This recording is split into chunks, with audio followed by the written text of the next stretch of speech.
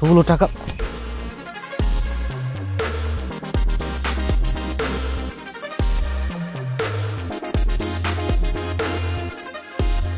টাকা আমাদের বাড়ির সামনে পড়ে আছে।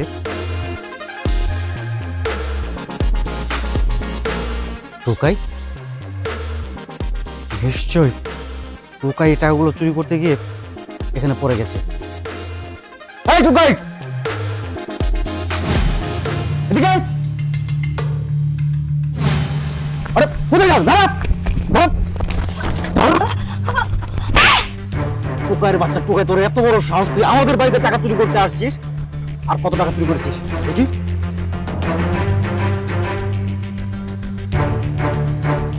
তোকে আজকে পুলিশে দিব। বৌমা তুমি কি রে, তুই বৌমাকে টেনে আনছিস কেন? বৌমা মানে? তুমি কাকে বৌমা বলছো? ও তো একটা টোকাই, চোর। ও চোর হবে কেন? ও হচ্ছে আমার বন্ধু শিল্পপতি শরীফ চৌধুরীর একমাত্র কন্যা উর্মি চৌধুরী, আর ওর সাথে আমি তোর বিয়ে ঠিক করেছি। তার মানে তুমি একটা চোরের সাথে, একটা টোকাইয়ের সাথে আমার বিয়ে ঠিক করেছো? বৌমা তোমার এই অবস্থা কেন? আর তুমি টোকাই এসেছে আমাদের বাড়িতে, ব্যাপারটা আমি বুঝতে পারলাম না। ব্যাপারটা আমি আপনাকে বুঝিয়ে বলছি।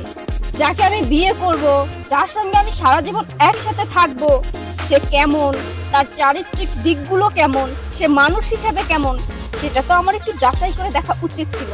তাই টোকাই সেজে আমি আপনাদের বাড়িতে ঢুকি, আর ঢুকে যা দেখলাম।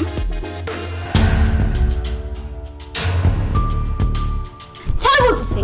এটা কি হলো? এটা কি হলো বুঝতে পারতেছো না? আমি তোমার সাথে শারীরিক সম্পর্ক করতে পারবো না। যার সাথে তোমার বিয়ে ঠিক হয়েছে তার কাছে যাও। আরে বাবা, আমি বিয়ে করছি নাকি? কোটিপতির মেয়ে, তাই বাবা বিয়ে ঠিক করেছে। শোনো, বিয়ে যদি করতে হয় আমি তোমাকেই করবো। ও কোটিপতির মেয়ে তাই না? তাহলে আমার কাছে আসছো কেন? কোটিপতির মেয়ের কাছেই যাও। দেখো, মুডটা নষ্ট করো না। আরে বাবা আসো তো। দাঁড়াও, আমাকে সত্যি বিয়ে করবে তো?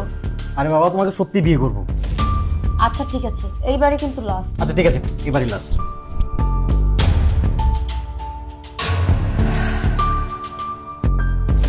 এবার আপনিই বলেন, আপনি যদি কোনো মেয়ের পিতা হতেন, তাহলে কি এরকম একটা দুশ্চরিত্র ছেলের সঙ্গে আপনার মেয়ের বিয়ে দিতেন? কখনোই না। আর তাই আপনার এই ছেলেকে, নষ্ট চরিত্রের ছেলেকে আমি বিয়ে করে আমার সারাটা জীবন নষ্ট করতে পারবো না। সরি আঙ্কেল, আমি আব্বুকে বলে দিব এই বিয়েটা আমি করতে চাচ্ছি না। আসি আমি। আর হ্যাঁ, আপনাকে আর একটা কথা বলে যেতে চাই। আপনার বাড়ির সামনে 2 লক্ষ টাকা আমি রেখেছিলাম।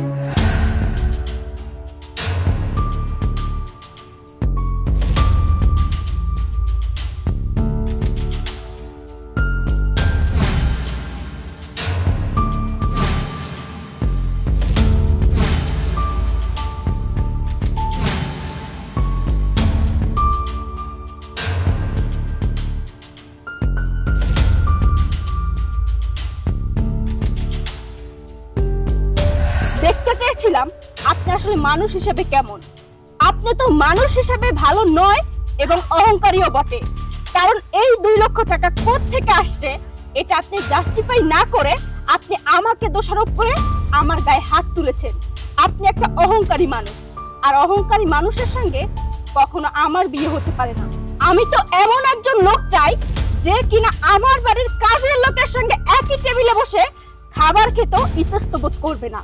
কিন্তু আপনি আমাদের বাড়ির জামাই হওয়ার যোগ্যতা রাখেন না। আসি। এই যে শোন, তোকে আমি আগেই বলেছিলাম মানুষের তো মানুষ সহ একটা শিল্পপতির মেয়ের সাথে তোর বিয়ে ঠিক করেছিলাম আমি। তুই কি করলি? তুই আমার মান সম্মান ধুলিসাৎ করে দিলি।